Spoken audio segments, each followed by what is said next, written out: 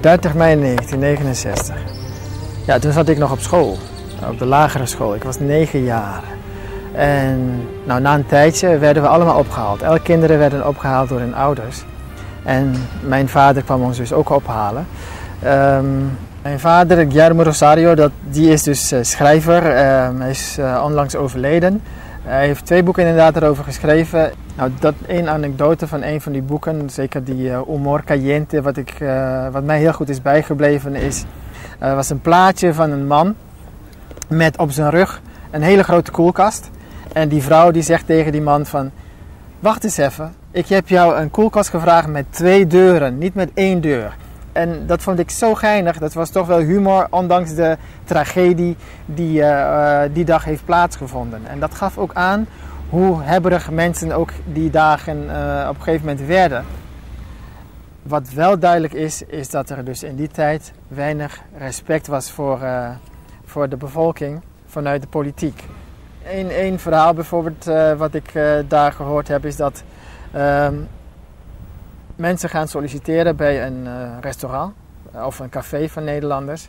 En men komt daar en men wordt afgewezen met de reden van je spreekt niet genoeg Nederlands, niet goed genoeg Nederlands. En een tijd later blijkt dat men een vrouw van Dominicaanse afkomst heeft aangenomen die alleen maar Spaans spreekt en heel gebrekkig papiamento. En dan denk ik van, waar zijn we mee bezig? Het is maar even wachten totdat het weer zover is dat de bom nog een keer explodeert en dat we een tweede 30 mei 69 krijgen. 30 mei 1969 was ik in Nederland. Op 30 mei ben ik op een gegeven ogenblik niet lachen door mijn schoonzuster opgebeld met de mededeling dat er op Curaçao een revolutie gaande was. Ik kon het niet geloven, want ik heb Curaçao verlaten toen de zaak daar rustig was. Ik had een dubbele functie, nogal moeilijk. Hoofd sociale zaken, tevens bemiddelaar in arbeidsgeschillen. Beetje paradoxaal, maar waar.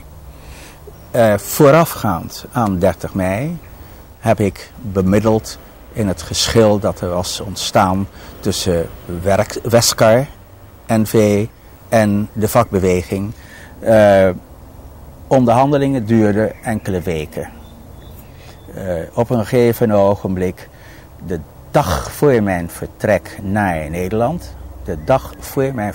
Nederland, was er een overeenkomst, er was overeenstemming tussen werkspoor en de vakbeweging.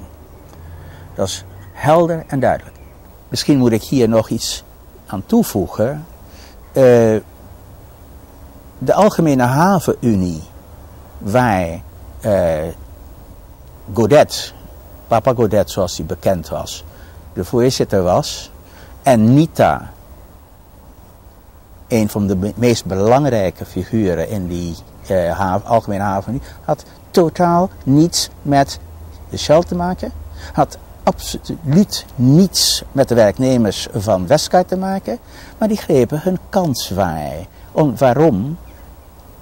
Een vakbeweging voor deze mensen was louter bedoeld als instrument om de weg vrij te maken om de politiek in te gaan.